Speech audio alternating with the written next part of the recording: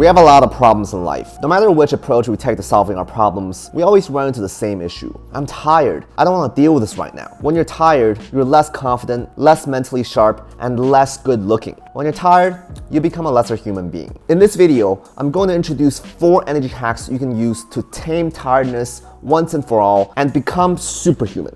Hack number 1. Don't get hangry. There's been countless times when I let myself get too hungry. My first instinct wouldn't even be to get food. I would catch myself in this desperate frenzy to finish whatever it is I'm working on. With every passing minute, I become less productive and I will start dwelling on all these negative thoughts that will come flooding in about how useless I am. I can't even finish what I started. The answer should have been obvious. I need to eat so I can get the energy I need to finish my work later. But when you're really hungry, even seeking out food becomes difficult, not to mention cooking. The longer you remain in this state, the more that negative thoughts will fester. Even though it's just a temporary state of depression caused by hunger, it can linger on long after you eat. Snapping out of the emotional state that hangriness causes is not something that's within your control. What you can control is preventing it in the first place. Food should be consumed every 4 hours and water every hour to make sure that you never become hangry or dehydrated. Use your phone to set some reminders. You might think that waiting an extra hour or two is no big deal, but hangry sneaks up fast. A quick snack can fend off an entire evening of lethargy. I've become hangry way too many times in my life to let it ruin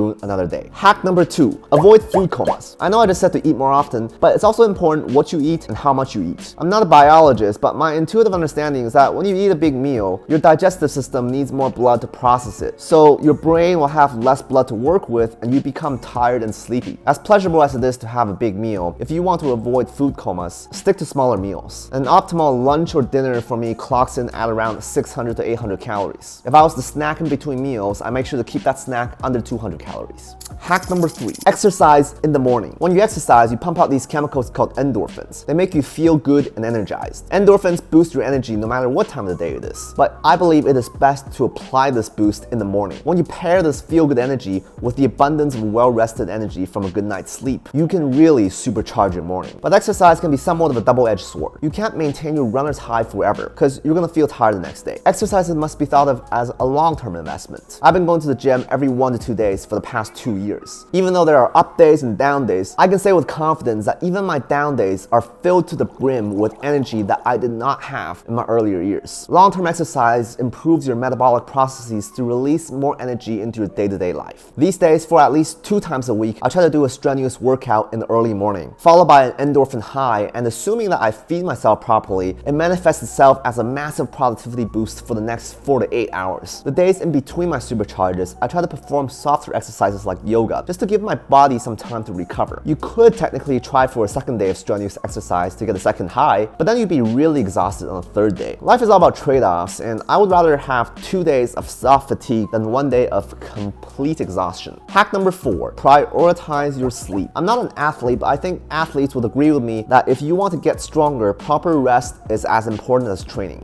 But let's leave exercise out of the equation for a second. If you're feeling tired, chances are you need more sleep. I can't emphasize this point enough. Even if you throw away all the energy hacks I talked about earlier and just get a good night's sleep, you're going to feel less tired. So for the rest of this video, I'm going to dedicate it to hacks on how to get a better night's sleep. Hack number 4.1. Treat sleep apnea. Sleep apnea is a very common undiagnosed condition. I'm not a doctor, but the basic idea behind sleep apnea is that when you fall asleep, some muscle in your neck area relaxes and falls on top of the air valve, obstructing airflow. When this happens, your brain goes into panic mode and wakes you up. But you don't fully wake up. You wake up for a nick of time to let the air valve pop open and let the breath in. And then you fall back to sleep and the process repeats itself hundreds of times per night. The end result is that you have these micro wakes throughout the night and your body never gets the deep restful sleep it needs. When I was a teenager, I was always tired and I had no idea why. One day, out of sheer random curiosity, I wanted to know if I snored like my dad did. I downloaded this app on my iPhone 3G at the time, designed specifically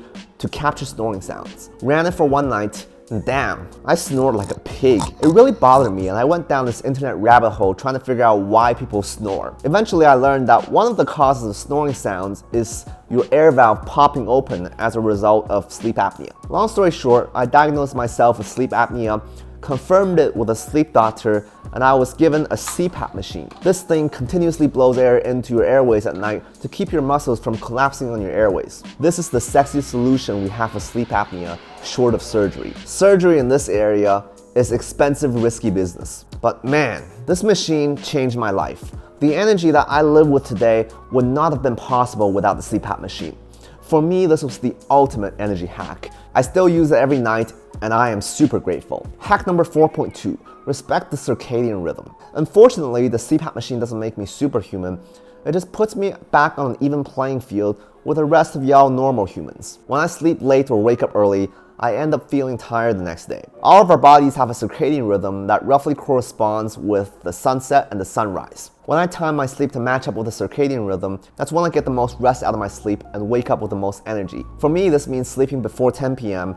and waking up a little after 6 a.m. Even with the intention of sticking to a sleeping schedule, it's not easy to fall asleep before 10 p.m. You really need to have a plan. My plan includes no caffeine after 12 p.m., no naps longer than 20 minutes during the day, smart home lights that automatically start dimming at 9 p.m. and completely shut off by 10 p.m., and 30 minutes of either meditation or listening to a very boring non-fiction audiobook before bed. I try to do this at least 4 times a week. I don't have a perfect record because 10 p.m. is pretty early, and I like to party. Parties don't usually start until 10 p.m. Hack number 4.3, use melatonin sparingly. After a wild night of partying, it's pretty hard to fall asleep by 10 p.m. the next day. Your body is all wired up for another night of partying. Melatonin is a chemical that informs your body to start secreting sleep. Taking melatonin an hour before your desired bedtime can help your body understand that it's time for sleep. I don't party every weekend, but when I do, I take melatonin the next evening to help restore my body to its natural circadian rhythm. Remember the 80-20 rule. 20% of your efforts yields 80% of your results.